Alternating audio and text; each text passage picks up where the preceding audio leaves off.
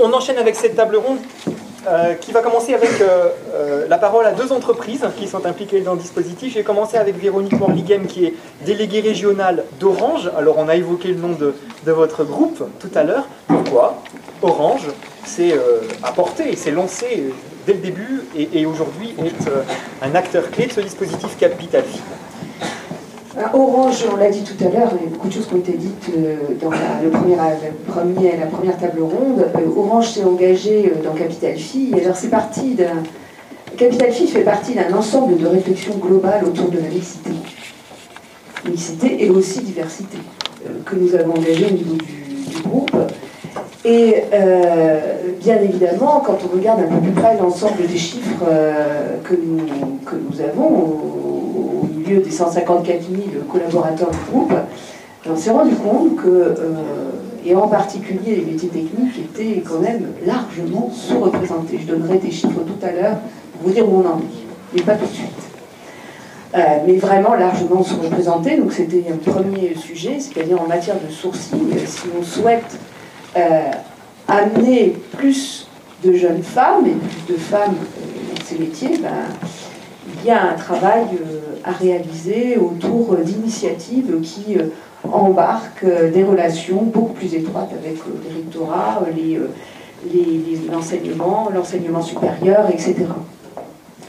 Il y a un deuxième volet, et je pense qu'on l'abordera tout à l'heure, autour de la mixité, c'est bien évidemment l'accès des femmes à des postes à responsabilité.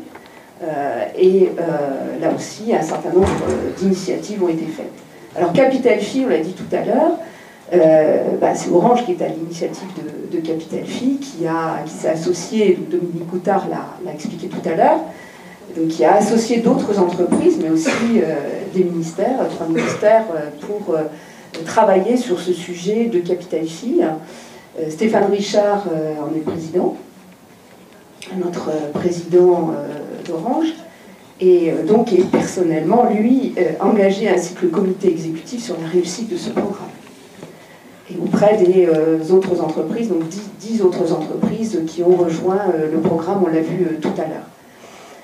Alors le fondement de cela, c'est beaucoup, comme je vous l'ai dit, d'observation. Donc ok, nos chiffres, c'est une chose, mais c'est, quand on gratte un petit peu plus loin, c'est qu'est-ce qui fait, une question qui nous fait dire, mais qu'est-ce qui fait qu'on n'arrive pas à recruter autant de jeunes filles, et qu'est-ce qui fait que les vocations ne sont pas aussi explosives que celles qu'on attendrait. Et donc nous souhaitons, au travers de ce programme Capital Phi, donner confiance, donner de l'ouverture, de l'espoir aux jeunes filles qui doivent rejoindre la vie professionnelle, lutter aussi contre les stéréotypes, on l'a vu tout à l'heure. Donc c'est un élément aussi important parce que ces stéréotypes occultent l'attrait de ces métiers scientifiques et technologiques. Et là, nous avons aussi beaucoup à travailler. Et puis, Dominique Goutard l'a dit tout à l'heure, c'est vrai que nous voulons aussi cibler les jeunes filles qui sont issues de quartiers sensibles ou de milieux ruraux pour leur donner confiance et les accompagner. Alors les accompagner, faire en sorte qu'elles rejoignent aussi les entreprises par la voie de l'alternance, qui est un excellent de l'apprentissage, qui est un excellent vecteur aussi de développement, un accélérateur aussi. Et puis, je parlais d'accompagnement. Donc, faire en sorte qu'on puisse avoir un programme d'accompagnement, on l'a dit, par des marraines, qui puissent montrer quelles sont les voies de développement, les voies d'excellence dans ce métier, montrer des exemples, être elles-mêmes exemple vis-à-vis de leurs filleuls.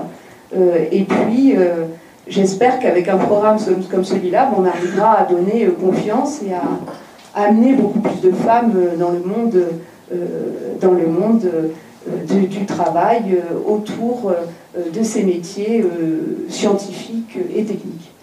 Dans un petit jeu de ping-pong, je vais interpeller maintenant Sandrine Vanet, qui est directrice des ressources humaines chez SEB. Quand on avait préparé cette table ronde il y a quelques temps de ça déjà, vous m'aviez dit cette question de la place des filles, cette problématique, cette interrogation sur la place des filles dans les métiers techniques. Alors vous êtes une entreprise historiquement métallurgique, il faut quand même le rappeler.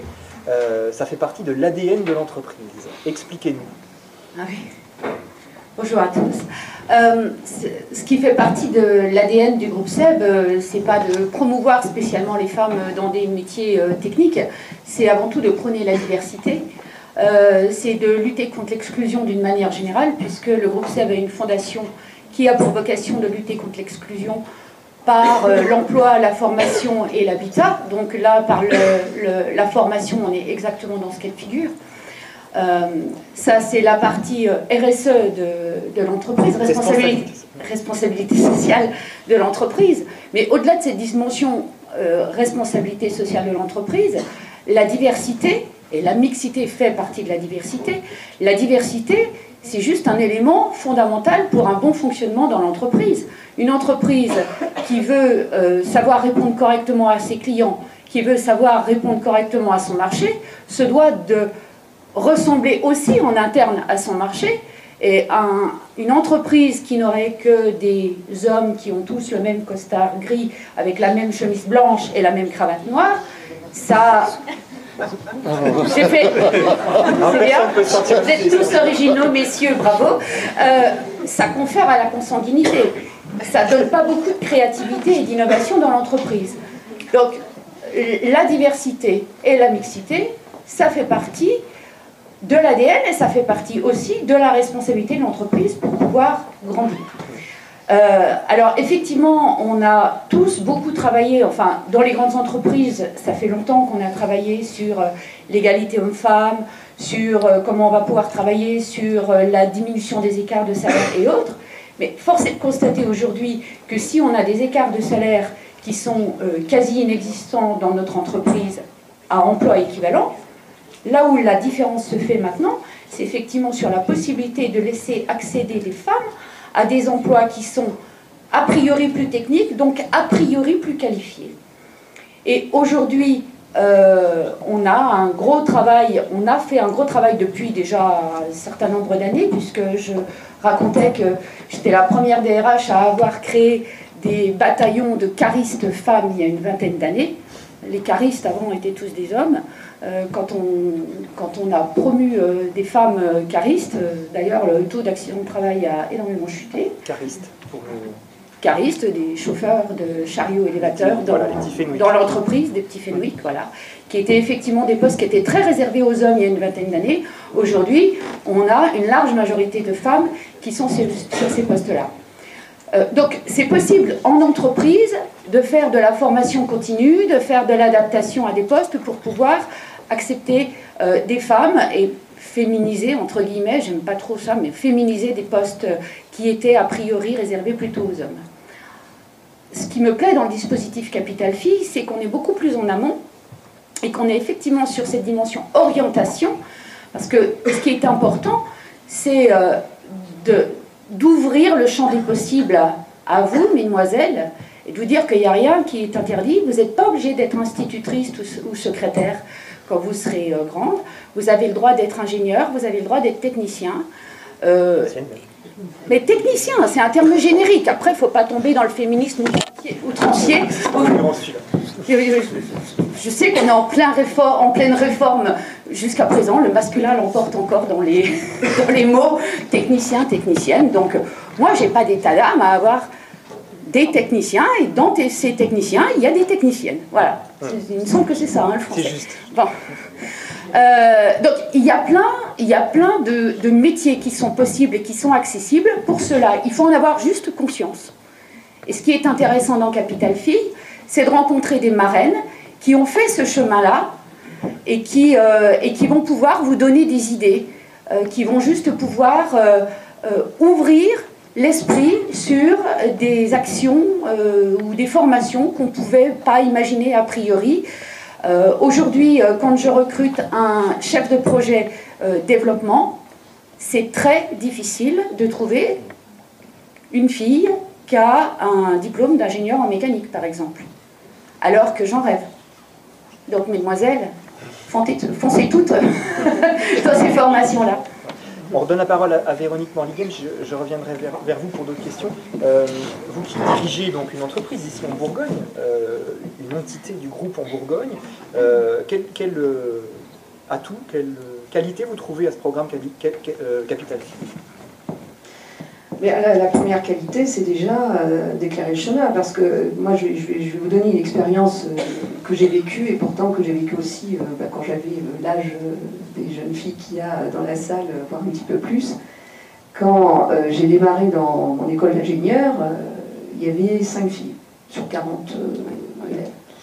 Et on m'a demandé ici en Bourgogne d'être marraine d'une promotion de Désirem, qui est une école d'ingénieurs qui fait partie de l'université, et j'étais quand même affligée de voir que il y avait encore 5 filles. S'il vous plaît, les filles, allez-y, quoi. J'allais dire que la grande qualité, c'est montrer que on peut arriver à développer une vie personnelle, professionnelle, une ambition, même si on embrasse des métiers qui ne sont pas les métiers traditionnels auxquels on pense quand on est une fille, quoi. Je pense que... Et j'allais dire, enfin j'y pensais, peut-être qu'on ne l'a pas assez dit, mais il faut se dire que quand on rentre dans la vie professionnelle, on rentre par une voie qui va être prometteuse, qui va nous permettre, je dirais, de développer des compétences, mais qu'on voit bien que les métiers de demain, je serais incapable de dire que certainement l'entreprise se transforme en permanence. Et d'autres métiers, des nouveaux métiers vont apparaître que vous ne connaissez même pas vous aujourd'hui dans cette salle.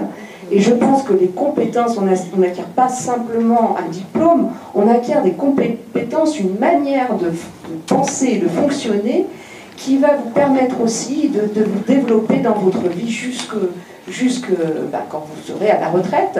Il y a plein de choses qui vont se passer, donc on ne se dit pas qu'on va dans une voie, on se dit qu'on démarre sur quelque chose, on se donne toutes les chances possibles pour acquérir des compétences dans un métier qui va être un métier d'avenir sur lequel l'entreprise attend des jeunes femmes, et puis on se développera sur d'autres choses parce que vous avez une tête bien faite, vous aurez eu une formation qui vous permettront.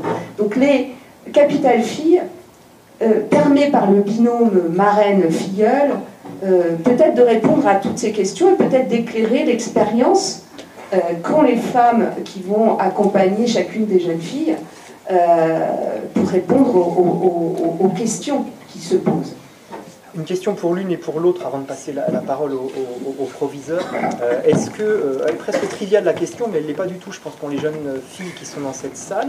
Est-ce que quand vous vous engagez dans ce genre de dispositif, vous avez un intérêt, avec plein de guillemets autour, à le faire? C'est-à-dire que vous allez, anticipant le fait que vous allez recruter probablement dans les années prochaines, trouver là un vivier de jeunes filles pour de l'apprentissage ou pour des postes à pourvoir plus tard dans l'entreprise. Est-ce que c'est une des dimensions?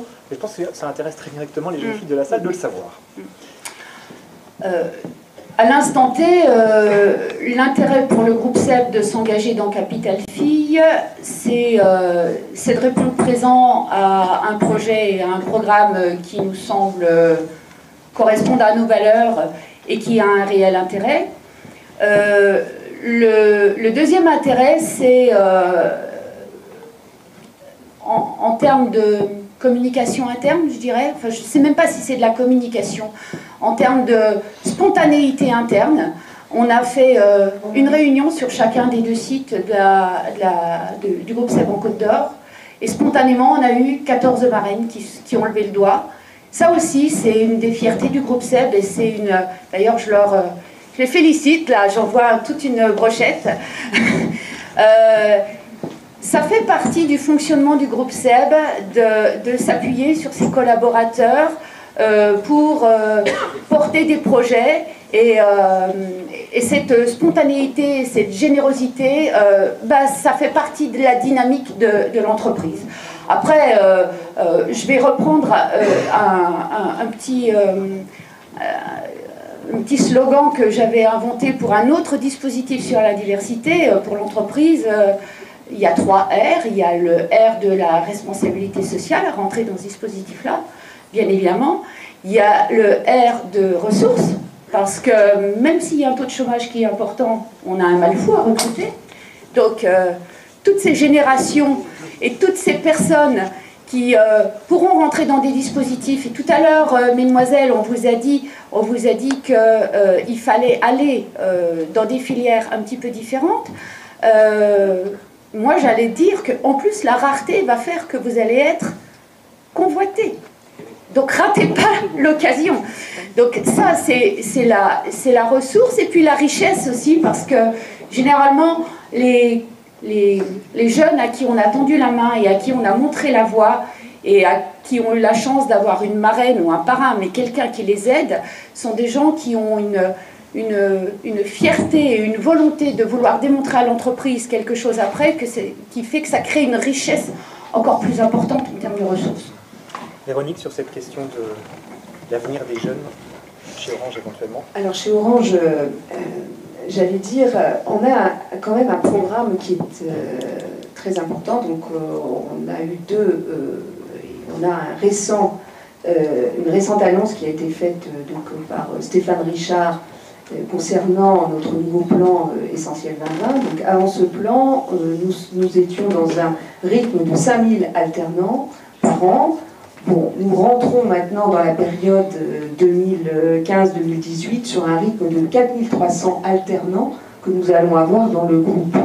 Donc inutile de vous dire que donc on fait partie des entreprises qui recrutons le plus d'alternants. Et ce qui a été annoncé donc sur 3 ans, 4300 alternants par an, un engagement de recrutement de 1800 de ces jeunes alternants parmi les 6000 recrutements CDI que nous prévoyons dans les 3 ans. Donc, sachant que avec les initiatives liées à la mixité, liées aussi à cette initiative Capital Filles, il est clair que nous attendons beaucoup de jeunes femmes.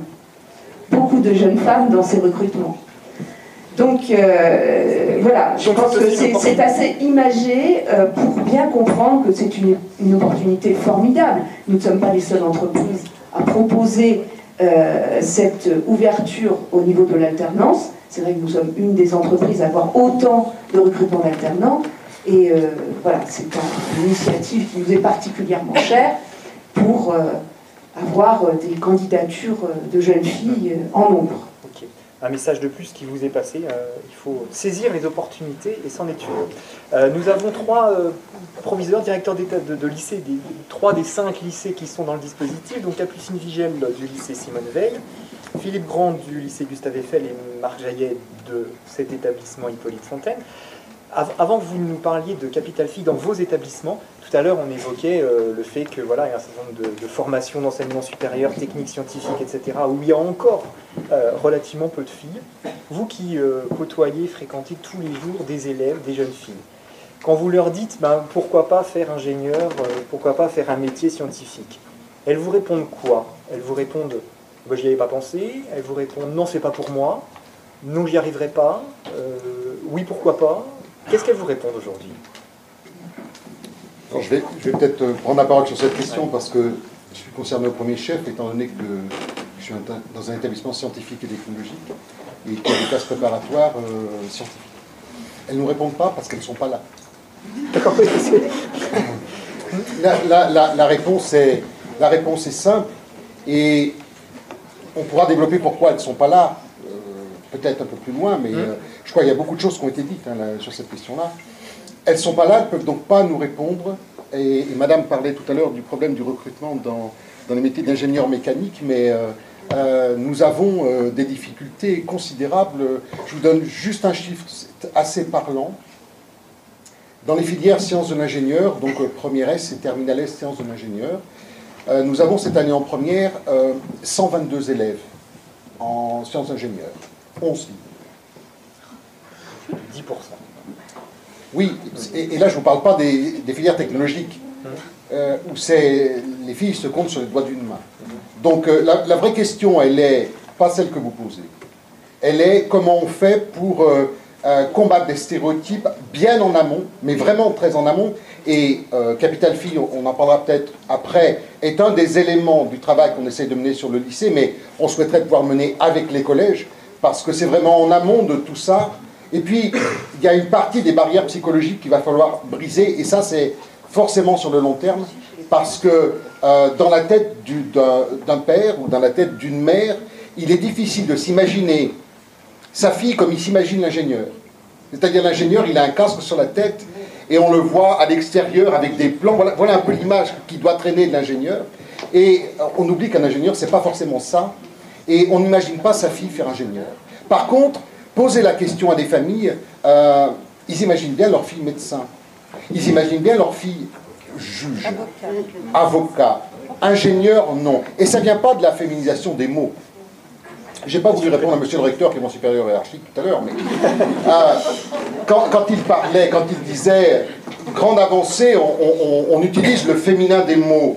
Je dirais simplement que dans les années 1750, l'Académie française a pris une décision de déféminiser des mots, puisqu'on disait à l'époque écrivaine, on disait médecine avec un E pour désigner une femme médecin, et on a déféminisé les mots parce que la présence du féminin dévalorisait le métier. Voilà les arguments de l'Académie française à ce moment-là. Donc c'est très bien qu'au XXIe siècle, on revienne avant 1750. Alors, puisque vous avez le micro, je vous invite à le garder pendant encore, oui, bien sûr, pendant encore quelques secondes pour nous dire, alors dans ce contexte-là, Capital Fille, quel intérêt pour vous, quel atout ce dispositif? Alors, je répète, je le mets au milieu d'un dispositif plus vaste qu'on a engagé depuis l'année dernière à partir de l'élaboration d'une réflexion sur notre contrat d'objectif. Nous avons mené avec une autre association qui s'appelle Femmes et Sciences de l'Ingénieur, donc avec des professeurs de classes préparatoires et de l'association des professeurs de sciences et technologies industrielles. Nous menons une action vis-à-vis des filles. Et Capital Fille présente un avantage par rapport à l'autre dispositif, c'est, pour moi qui est très important, c'est l'accompagnement. C'est l'accompagnement parce que la vraie difficulté, y compris en termes d'emploi, on sait très bien aujourd'hui que l'emploi, c'est pas en allant au Pôle emploi qu'on va en trouver, et que l'emploi passe par les réseaux. Et que Capital Fille est un des éléments qui permet aux filles qui sont accompagnées d'avoir accès à des réseaux auxquels elles n'ont pas accès habituellement. Donc l'intérêt de Capital Fille, il est là, et moi je le vois là, mais je le vois au sein d'une action beaucoup plus vaste à destination des femmes, des filles et des femmes, sur la notion même des métiers. Et pour terminer, je vais me fâcher cette fois avec le député Rémi Delattre, mais vous êtes fâché avec le recteur pour l'emploi. C'est pas grave, c'est pas grave. C'est parce qu'avec les absents. Oui, monsieur Boloté. Monsieur le député disait, il regrette que la loi... Oui, mais s'il n'y a pas la loi, il n'y a pas les avancées. Oui. Donc, il faut la loi. Alors, on ne peut pas la faire aujourd'hui sur la mixité des métiers, mais il faudrait peut-être qu'un jour, on réfléchisse à la façon dont on a, non seulement de les appeler, mais dont on a de les définir. Capucine Vigel, alors là on évoquait des classes, des cursus dans lesquels il y a 10% de filles seulement. Dans votre établissement, il se trouve qu'il y a plutôt 10% de garçons. C'est carrément l'inverse. Alors dans ce contexte-là, pourquoi Capital Fille? Alors 18% de garçons. J'ai un établissement polyvalent avec des formations qui sont dans les stéréotypes dont on parlait depuis tout à l'heure, fortement ancrés dans les représentations féminines. C'est-à-dire tous les métiers du secteur sanitaire et social, et les métiers liés au commerce, à la vente, à l'accueil, à la gestion d'administration. Alors, moi, ce qui m'a particulièrement intéressée dans Capital Fille, c'est parce que mon établissement, accueillant 82% de filles de CSP de catégories socio-professionnelles majoritairement défavorisées, à plus de 50%, c'est permettre à nos filles, quel que soit leur milieu, quel que soit le milieu économique, quel que soit le milieu socio-culturel, c'est de savoir que tout est possible. C'est qu'il y a un champ des possibles, c'est qu'on peut avoir de l'ambition et en rencontrant une marraine, se dire, il y a une femme, répondre à votre question, madame, tout à l'heure, travailler en binôme avec une femme, c'est pas du tout pareil dans l'imaginaire et la représentation de ce qu'on est comme femme, nous, dans la société, que d'être associé à un homme. On ne reproduit pas un schéma, on leur montre le champ des possibles et on leur montre qu'il y a un avenir, que tout est encore possible dans notre société. Donc c'est l'inverse du collègue, c'est-à-dire sur des métiers dits féminins, ne pas se cantonner à se dire je fais gestion en administration, donc moi en tant que femme, je serai secrétaire. C'est à un moment donné ce manque d'ambition lié à ce déterminisme socio-culturel de la femme dans notre société, mais plutôt se dire, je peux accéder moi aussi à un autre type de poste, à responsabilité, ou à une créativité, en tout cas, même dans une fille et même dans une filière réputée comme étant féminine. C'est-à-dire exercer éventuellement ce métier-là dans une filière où type le bâtiment ou les travaux publics qu'évoquait tout à l'heure Xavier Mirepoix. Pourquoi n'y aurait-il que des hommes vanteurs de voitures de luxe? C'est remarquable dans la filière commerce, et je me tourne vers mon collègue, dans la filière commerce, où ce sont les garçons, dans un lycée féminin, hein, ce sont les garçons dans la filière commerce qui sont recrutés en stage professionnel ou comme assistant manager ou sur la vente des voitures de luxe et de prestige. Et je voudrais saluer, j'ai 30 élèves, hein, j'ai 30 binômes, je voudrais saluer les marraines qui sont là, et je voudrais saluer toutes nos filles de Simone Veil, elles sont toutes là, les 30, merci jeunes femmes d'être présentes cet après-midi. Et vous pourrez prendre la parole tout à l'heure pour réagir et poser des questions. Monsieur Grand, pour finir ce tour de table, si vous voulez bien. Monsieur Jaillet, pardon, excusez-moi. Pour finir ce tour de table, positionnement de Capital Fille pour vous aujourd'hui. Alors nous sommes un lycée polyvalent, comme un collègue de Simone Veil, avec donc des sections professionnelles, et on a déjà des contacts avec l'entreprise. Donc pour nous, Capital Fille est intéressant par cet aspect-là, mais pas pour la voie professionnelle, effectivement, pour se constituer éventuellement des réseaux, mais aussi pour la voie générale et technologique. Puisque pour la voie générale et technologique, les jeunes qui font des études dans ces sections, donc les 3 ans au lycée, ne font aucun stage en entreprise. C'est-à-dire qu'ils ont leur bac, mais n'ont pas la connaissance du monde de l'entreprise. Et par rapport à l'orientation qu'ils doivent choisir pour leurs études supérieures, évidemment, cela est un manque important. Et comme on parlait tout à l'heure de compétences, que les jeunes filles avaient souvent des compétences scolaires supérieures aux jeunes garçons, par contre, ce qui leur manque, c'est les compétences professionnelles. Et donc, cette opération, ce dispositif, peut permettre, en tout cas pour les jeunes filles des voies générales et technologiques, d'acquérir des compétences professionnelles qui leur seront utiles pour la suite de leurs études et pour la réussite de leur insertion professionnelle, parce qu'il ne faut pas oublier que dans notre mission d'établissement scolaire, nous devons évidemment assurer le maximum de réussite pour le diplôme, mais également réussir l'insertion professionnelle. Par rapport autre point positif, on a beaucoup parlé d'orientation, et effectivement, beaucoup de progrès passent par une meilleure représentation des métiers. Alors, par exemple, j'ai une formation de chaudronnier. Alors, je ne sais pas comment on doit le dire au féminin, si on doit le dire au féminin, mais en tout cas, il y a peu de filles dans ces métiers de chaudronnier. Et je pense que cela passe à la fois par effectivement une meilleure information, mais également par l'expérience des jeunes filles qui passent dans ces formations, qui passent dans le dispositif Capital Filles, et qui peuvent peut-être après aller témoigner, par exemple dans les séances d'information qui se font dans les collèges.